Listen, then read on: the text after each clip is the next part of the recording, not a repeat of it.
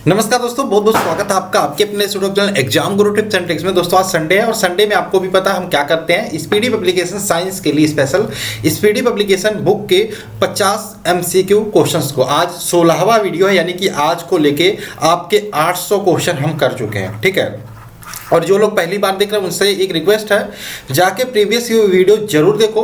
और हम जो रेलवे एग्जाम को टारगेट करके तैयारी कर रहे हैं, अभी तो हमारा रिवीजन चल रहा है, बहुत सारी चीज़ें हम पहले भी पढ़ चुके हैं और अभी हम रुक्मणी पब्लिकेशन के बुक को कवर करने की कोशिश कर रहे हैं। Speedy publication Sunday to Sunday चल ही रहा है, साथ में मैथ का 3200 यानी कि प्रीवियस ईयर 2016 के बाद के क्वेश्चन की प्रैक्टिस कर रहे हैं। ठीक है, उन सारे वीडियोज को जरूर ज्वाइन करो। डेली की बात करूँ, मेरे वीडियोज आधे घंटे 40 मिनट के मैक्सिमम होते हैं, यानी कि आप 1.5 घंटे में डेली देके आप बहुत सारी चीजें आप यहाँ पे सीख सकते हो। रीजनिंग का क्रैश कोर्स चलाया जा रहा है और रुक्मणी का मैथ का 3200 की सीरीज चल रही है और साथ में फिजिक्स और बायोलॉजी ये दोनों चल रहा है रुक्मणी बुक का। ठीक है, जाओ ज्वाइन करो, बहुत फायदा होगा। और पहली बात, अगर जो आप डेली वीडियो के अपडेट्स पाना चाहते हो जल्दी से चैनल को सब्सक्राइब कर लो, साथ में बेल का आइकन भी क्लिक कर लेना, जिससे सारे वीडियो के अपडेट्स एंड नोटिफिकेशन आपको मिलते रहें। चलिए आइए सेशन को शुरू करते हैं। ये वीडियो आपके एनटीपीसी ग्रुप डी दोनों के लिए इंपॉर्टेंट होगा और आप इसको एक ऐसे देख सकते हैं कि आपका आज टेस्ट हो रहा है साइंस का, और आप मुझे कमेंट करके बताइएगा लास्ट में कि आपको कितने क्वेश्चन आते थे। आज मैं ज्यादा एनालिसिस नहीं करूंगा,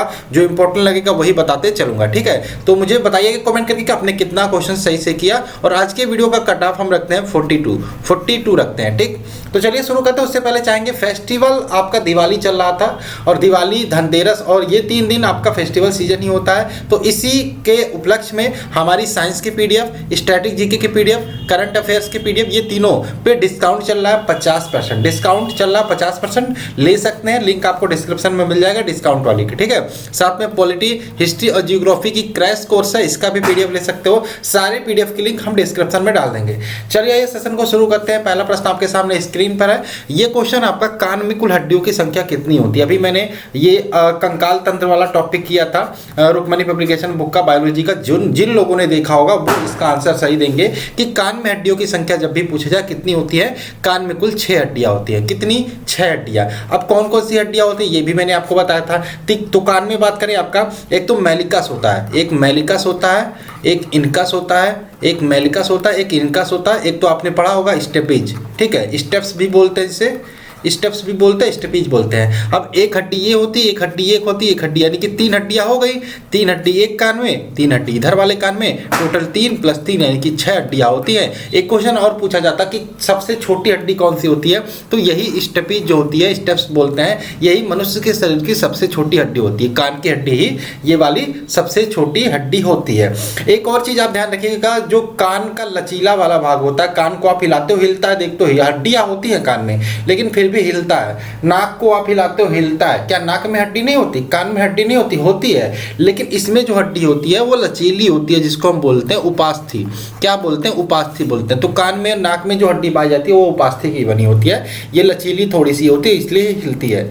एक और प्रश्न पूछा जाता है, हड्डियों के अध्ययन को क्या कहते हैं? हड्डियों के अध्ययन को क्या कहते हैं? तो ये ध्यान रखिएगा, हड्डियों का अध्ययन किसके अंतर्गत करते हैं? ऑस्टियोलॉजी। ऑस्टियोलॉजी, ठीक है, बहुत इंपॉर्टेंट है। आगे चलते हैं आगे। ठीक, ये क्वेश्चन है, चेहरे में कुल हड्डियों की संख्या, देखो चेहरा पूछे या फेशियल पूछे, ये इसमें हड्डियों की संख्या कितनी होती है? तो इसमें कुल 14 हड्डियां होती है। कितनी? 14 हड्डियां होती हैं चेहरे में। आगे बात करें, क्वेश्चन नंबर तीसरा है, सिल्क प्राप्त किया जाता है। सिल्क किससे प्राप्त किया जाता है? तो सिल्क हमेशा ध्यान रखिएगा कोकून से प्राप्त किया जाता है। ऑप्शन नंबर ए, किससे? कोकून से सिल्क प्राप्त किया जाता है। ठीक, आगे चलें। क्वेश्चन नंबर 4 की बात करें, जंतु जगत का सबसे बड़ा वर्ग है। जंतु जगत का सबसे बड़े वर्ग की जब भी बात करें तो आर्थ्रोपोडा होता है। आर्थ्रोपोडा जंतु जगत का सबसे बड़ा वर्ग है। एग्जाम्पल्स की बात करें तो झींगा मछली हो गया, झींगा हो गया, मछली हो गया, केकड़ा हो गया, ठीक है, तितली हो गई, मक्खी हो गई, ये सारे आर्थ्रोपोडा संघ के अंतर्गत आते हैं। और आर्थ्रोपोडा जो संघ होती है ये जंतु जगत का सबसे बड़ा वर्ग माना जाता है। आगे चलें, क्वेश्चन नंबर 5 की बात कर लेते हैं, पौधों का प्रजनन अंग क्या होता है? तो पौधों की प्रजनन अंग की बात करें वो फूल से प्रजनन करते हैं। ऑप्शन नंबर सी, पौधों का जो प्रजनन अंग होता है वो क्या होता है? फूल होता है। आगे चलें, किस रोग में रक्त का थक्का नहीं जमता? इस जो रोग की बात हो रही है, रक्त का थक्का नहीं जमता, ठीक है, तो इसमें इस रोग को रोका तो जा सकता है लेकिन ठीक नहीं किया जा सकता। और एक प्रकार का ये अनुवांशिक रोग है, बहुत इंपॉर्टेंट ध्यान रखिएगा, हीमोफीलिया की बात हो रही है, अनुवांशिक रोग है हीमोफीलिया। इसमें क्या होता है, रक्त का थक्का नहीं जमता, तो ब्लड का थक्का नहीं जमेगा, ब्लड की क्लॉटिंग नहीं होगी, तो क्या होगा, आपका कहीं पे कट गया, बाहर से कट गया फिर अंदर कट गया शरीर में, तो ब्लड बहता रहेगा, वो आपके शरीर के लिए नुकसानदायक हो सकता है, वो रुकेगा नहीं। और हीमोफीलिया में क्या होता है, किसके कारण, अगर जो आपसे पूछे कि ब्लड का थक्का नहीं जमता, इसमें जिसको भी होता है उसमें थ्रोम्बोप्लास्टिन की कमी होती है, थ्रोम्बोप्लास्टिन की कमी होती है, इस कारण से उसे हीमोफीलिया रोग हो जाता है। और इस हीमोफीलिया रोग में रक्त का थक्का नहीं जमता, एक प्रकार से ये आनुवांशिक रोग है। ठीक, आगे चले क्वेश्चन नंबर 7 की बात कर लेते हैं। शरीर में ऑक्सीजन की पूर्ति किसके माध्यम से होती है, तो इसको ध्यान रखिएगा हमेशा, रेड ब्लड सेल्स यानी कि आरबीसी के द्वारा, लाल रक्त कोशिकाओं के द्वारा होती है। ठीक, ऑप्शन नंबर ए। नेक्स्ट चलते हैं क्वेश्चन नंबर 8 की बात करें। प्रजनन संबंधी सूचना एकत्र रहती है, तो प्रजनन संबंधी जो सूचना होती है वो कहाँ एकत्र रहती है, डीऑक्सीराइबोन्यूक्लिक एसिड यानी कि डीएनए में, डीएनए, ऑप्शन नंबर ए। आगे चले क्वेश्चन नंबर 9 की बात करते हैं। थार मरुस्थल में किस प्रकार की वनस्पति उगती है। देखो, थार मरुस्थल में आप कहोगे मरुस्थल की बात हो रही है, वहाँ पानी तो पाया नहीं जाता, मिट्टी भी नहीं होती है, तो कहोगे यार वहाँ पानी भी नहीं होता, मिट्टी भी नहीं होती, तो वहाँ कैसे, आप देखते होगे रेगिस्तान साइड में या फिर कहीं ऐसे जहाँ की मिट्टी थोड़ी रेतीली होती है, वहाँ पर जो पौधे उगते हैं उसमें कांटे ज़्यादा होते हैं, कांटे होते हैं, कांटेदार पौधे होते हैं, या फिर नागफनी उग जाती है वहाँ पे, ठीक है, कैक्टस, ठीक है, उग जाता है। तो इस प्रकार के वनस्पति को क्या बोलते हैं, जीरोफाइट्स, जीरोफाइट्स, या फिर हिंदी में कह सकते हैं मरूदभिद पौधे, नागफनी, कैक्टस इसके एग्जाम्पल हो जाते हैं। ठीक है, शुष्क परिस्थिति में ये उगते हैं, ऑप्शन नंबर 20 का राइट आंसर हो जाएगा। ठीक, जीरोफाइट्स। आगे बात करें, दूषित फल पीने से कौन सा, दूषित जल पीने से कौन सा रोग होता है। दूषित जल पीने से आपका कालरा कह सकते हो, हैजा कह सकते हो, ऑप्शन नंबर ए। एक प्रकार के किससे होता है, बैक्टीरिया से होता है। कौन सा बैक्टीरिया से होता है, मुझे कमेंट करके बताना, कौन से बैक्टीरिया से हैजा होता है। आगे चले, रोहा या ट्रैकोमा ये किस अंग की बीमारी है, ट्रैकोमा या रोहा ये किस अंग की बीमारी, ये भी बैक्टीरिया से होता है, ध्यान रखिएगा ये भी बैक्टीरिया से होता है। एक प्रकार का रोहा जो ट्रैकोमा का एक संक्रामक रोग होता है। ठीक, ये किस अंग की बीमारी, ये आँख की बीमारी है। ठीक, आँख की, ऑप्शन नंबर सी। नेक्स्ट बात करें, हार्ट अटैक का कारण क्या हो सकता है, तो हार्ट अटैक का कारण क्या हो सकता है, कोलेस्ट्रॉल, कोलेस्ट्रॉल का बढ़ना, ऑप्शन नंबर बी, कोलेस्ट्रॉल। ठीक है, ऑप्शन नंबर 20 का राइट आंसर होगा। नेक्स्ट बात कर लेते हैं, क्वेश्चन नंबर 13 है, मानव रक्त में प्लाज्मा लगभग कितना परसेंट होता है। तो प्लाज्मा के बारे में जब भी पढ़ते हो तो कितना होता है, 55 से 60%। ये क्वेश्चन हम कई बार कर चुके हैं, अभी ब्लड का जो टॉपिक किया था रूपमनी पब्लिकेशन में उसमें मैंने किया था, इसलिए आप बने रहो हमारे साथ। एकदम मैं कह रहा हूँ, इतना मैं ट्रेंड कर दूंगा, साइंस हो या मैथ हो, कि आपको कहीं प्रश्न बाहर जाएगा ही नहीं। साइंस में बहुत सारी चीज़ें हम पढ़ चुके हैं, जो लोग शुरुआत से बने हैं बच्चे, उनको फ़ायदा मिल रहा है। ठीक है, बहुत फ़ायदा एडवांटेज ले रहे हैं। और यहाँ पे 500 की सीरीज में लाने वाला हूँ मैथ के लिए, स्पेशल सिर्फ 500 क्वेश्चन ही रहेंगे, और वहाँ से गारंटी रहेगा 70% आपका एग्जाम में आएगा प्रश्न। नंबर चेंज हो सकते हैं लेकिन प्रश्न का टाइप वही रहेगा। थोड़ा टाइम दीजिए, बनने में पीडीएफ टाइम लगेगा 10 से 15 दिन। ठीक है, और लेकिन बने रहना हमारे साथ, चैनल पे जुड़े रहना। नेक्स्ट बात करें, क्वेश्चन नंबर 14, एंजाइम सहायक होते हैं। तो एंजाइम किस में सहायक होता है, तो भोजन के पाचन में, किस में, भोजन के पाचन में सहायक होते हैं। आगे चलें, टीबिया नामक हड्डी पाई जाती है। अब देखो, इस क्वेश्चन के बारे में अभी मैंने डिस्कस किया था, 2-3 दिन हुआ डिस्कस किया था पूरा, जब कंकाल तंत्र का टॉपिक किया था। कान में कितनी हड्डी होती है, फेशियल में कितनी हड्डी होती है, टीबिया फिबुला कहाँ पाई जाती है, अल्ना रेडियस ह्यूमरस कहाँ पाई जाती है, इस सारे क्वेश्चन के बारे में डिस्कस किया था। अब वो क्वेश्चन रिपीट हो रहा है, तो आपको आना चाहिए ये सारे क्वेश्चन। और आएगा कब, जब आप सीखोगे, पढ़ोगे, वीडियो देखने से काम नहीं चलेगा। आप नोट्स भी बनाओ खुद का, कोई दिक्कत नहीं है। आप फिर से जिन लोगों की बायोलॉजी वीक है, एक बार क्या करो, आप वीडियो प्लेलिस्ट हमारी उठाओ, जो रूपमनी पब्लिकेशन का मैं सीरीज बना रहा हूँ, वहाँ से देखो। ठीक, तो क्वेश्चन की बात हो रही टीबिया। अब देखो यहाँ पे हड्डी की बात करें तो ये पैर की हड्डी हो गया, ये हाथ की हड्डी हो गया। तो पैर में हमेशा पूछता है जो, एक तो टीबिया नामक हड्डी, एक तो फिबुला। ठीक है, टीबिया और फिबुला ये दोनों पूछता है, और ये दोनों आपके पैर की हड्डी होती है। टीबिया फिबुला कहाँ की हड्डी होती है, ये आपके पैर की हड्डी होती है। हाथ के बारे में पूछे तो एक तो अल्ना होता है, अल्ना और रेडियस, अल्ना रेडियस, और आपका एक और होता है ह्यूमरस। ठीक है, अल्ना रेडियस और ह्यूमरस ये आपके हाथ की हड्डी होती है, इसको ध्यान रखिए। और टिबिया नामक हड्डी अस्थि मानव शरीर में कहाँ पाई जाती है? ये आपके हाथ में टांग में पाई जाती है, ऑप्शन नंबर सी। ठीक, आगे बात करें, पौधों के रोगों के विज्ञान का अध्ययन किसके अंतर्गत करते हैं? तो ये करते हैं पादप रोग विज्ञान के अंतर्गत। ठीक है, तो पादप है नहीं, रोग विज्ञान, इसका ऑप्शन नंबर बी हो जाएगा इसका राइट आंसर। ठीक, ऑप्शन नंबर बी। आगे चलें, क्वेश्चन नंबर 17 की बात करें, पिट्यूटरी ग्रंथि स्थित होती है। पिट्यूटरी ग्लैंड जो होती है वो कहाँ स्थित होती है? ये ध्यान रखिएगा, मस्तिष्क में स्थित होती है, ऑप्शन नंबर ए। आगे, कौन सा विटामिन, देखो दूध में सारे विटामिन पाए जाते हैं लेकिन एक विटामिन नहीं पाया जाता, विटामिन सी। थोड़ा बहुत थोड़ी मात्रा में होता है लेकिन गर्म करने भी वो भी आपका नष्ट हो जाता है, तो विटामिन सी इसका राइट आंसर हो जाएगा। आगे चलें, विटामिन सी का रासायनिक नाम क्या होता है? Ascorbic acid. नेक्स्ट, कार्बोहाइड्रेट में आते हैं, कौन इसमें से कार्बोहाइड्रेट में आते हैं? तो स्टार्च और शर्करा, ऑप्शन नंबर डी। स्टार्च और शर्करा इसमें कार्बोहाइड्रेट में आते हैं। आगे चलें, वनस्पति विज्ञान के जनक कौन है? जंतु विज्ञान के जनक कौन है? अरस्तु। वनस्पति विज्ञान के जनक कौन है? Theophrastus, option number B D. Theophrastus आपके वनस्पति विज्ञान के जनक माने जाते हैं। आगे चलें, पौधों का कौन सा भाग श्वसन करता है? तो पौधों का कौन सा भाग श्वसन करता है? ध्यान रखिएगा हमेशा, पत्तियां क्या करती हैं? पत्तियां। एक क्वेश्चन ये मैंने जब पौधे वाला टॉपिक कराया था रुक्मणी पब्लिकेशन में, मैंने जाइलम के बारे में बताया था आपको, फ्लोएम के बारे में बताया था। तो जाइलम से क्या आ रहा है? जल आ रहा है ना, तो ये क्या करते हैं? जल और लवण जड़ों से लेकर के ऊपर पत्तियों तक, तनों तक पहुंचाते हैं जाइलम। तो जल और खनिज लवण का संवहन पौधों में कौन करता है? ट्रांसफर कौन करता है? तो ये करता है जाइलम। फ्लोएम का काम क्या होता है? प्रकाश संश्लेषण से जो भोजन बनते हैं पत्तियों में, ठीक है, उसको जड़ों तक ले जाता है कौन? फ्लोएम। ये ध्यान रखिएगा। तो यहाँ पे इसका आंसर बी हो जाएगा, पत्ती। आगे बात करें, सिनकोना पौधों के किस भाग से कुनैन प्राप्त किया जाता है? ध्यान रखिएगा, सिनकोना पौधों के जो छाल से आपका कुनैन प्राप्त किया जाता है। ठीक, आगे चले, क्वेश्चन नंबर 23 की बात करें, फर्न पौधा किससे संबंधित है? तो फर्न पौधा की बात हो रही है आपका, किससे संबंधित है? टेरिडोफाइडा। किससे? टेरिडोफाइडा, यानी कि ऑप्शन नंबर बी। आगे चलें, थार मरुस्थल की हरियाली बनती है, किससे बनती है? अब देखो ये अगर जो जीरो फाइट्स दे दे तो आप अभी लगा दोगे क्योंकि हमने इसी वीडियो में डिस्कस किया, लेकिन उसी क्वेश्चन में मैंने आपको हिंदी भी बताया था, मरूदभिद। ठीक है, इसलिए हिंदी इंग्लिश दोनों जानकारी रखो, मरूदभिद से। ठीक है, तो जो जीरो फाइट्स होते हैं उन्हीं को हम मरूदभिद पौधे बोलते हैं। तो मरूदभिद इसका आंसर हो जाएगा ऑप्शन नंबर ए। मैंने नागफनी के बारे में बताया, कैक्टस बताया। ठीक है, ये कांटे वाले पौधे होते हैं। आगे बात करें, प्रकाश संश्लेषण तेज होता है किस प्रकाश में?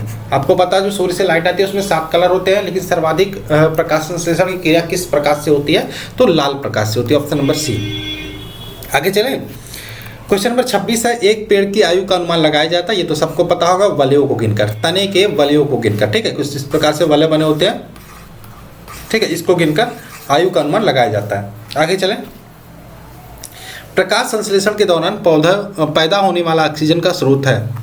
तो प्रकाश संश्लेषण के दौरान पैदा होने वाला जो ऑक्सीजन का स्रोत है, ये बताना आपको किसका?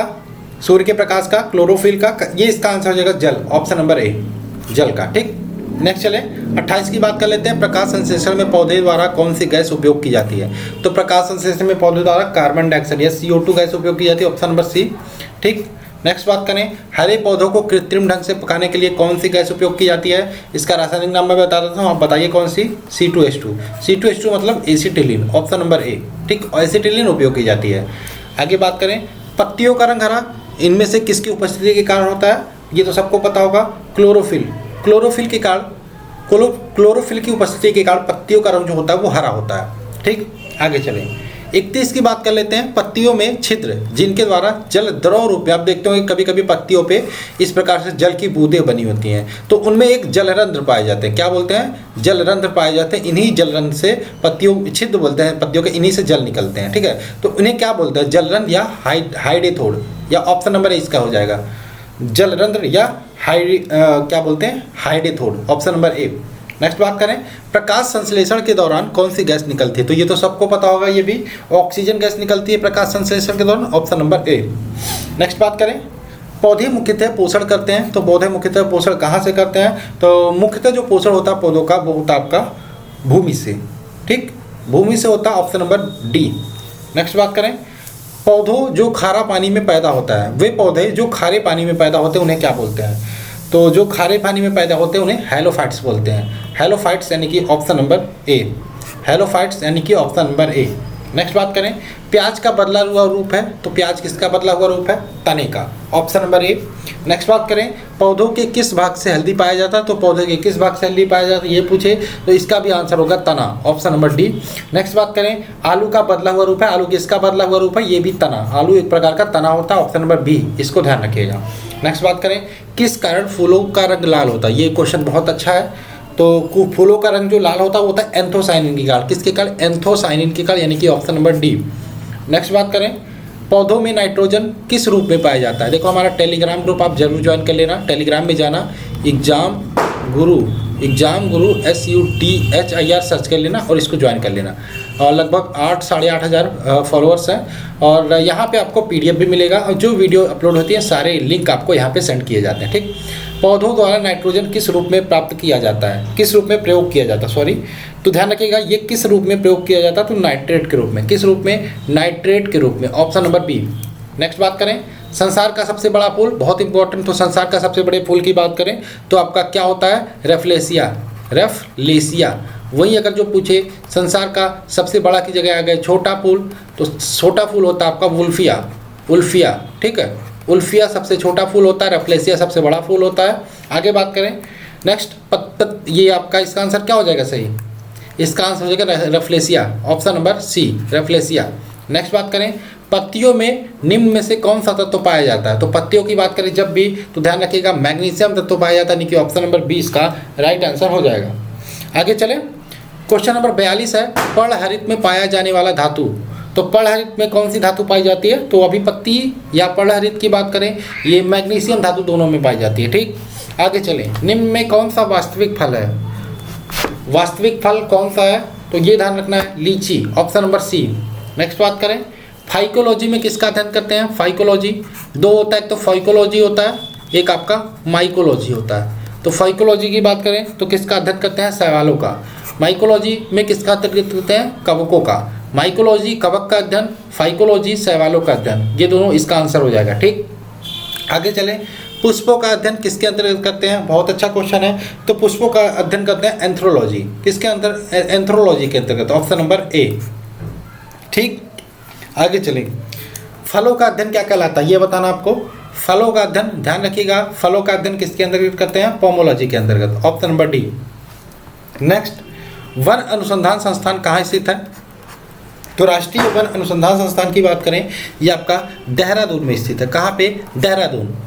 नेक्स्ट, हाइड्रोपोनिक्स, इस क्वेश्चन को हमने 2-3 बार डिस्कस किया जब हमने किरण पब्लिकेशन की 2000 सीरीज कर रहे थे।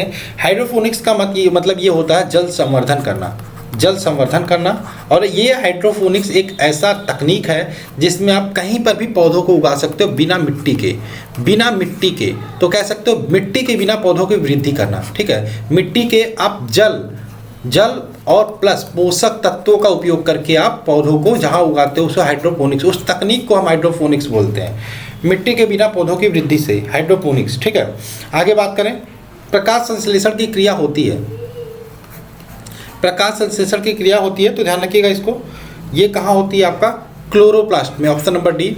और आज के सेशन का लास्ट क्वेश्चन, भारतीय वनस्पतिक सर्वेक्षण मुख्यालय कहाँ स्थित है? तो ये आपका स्थित है कोलकाता में। तो आप मुझे कमेंट करके जरूर बताइएगा कैसा लगा ये सेशन। अच्छा लगा तो लाइक कर दीजिएगा और कम से कम 5 लोगों को शेयर जरूर करिएगा।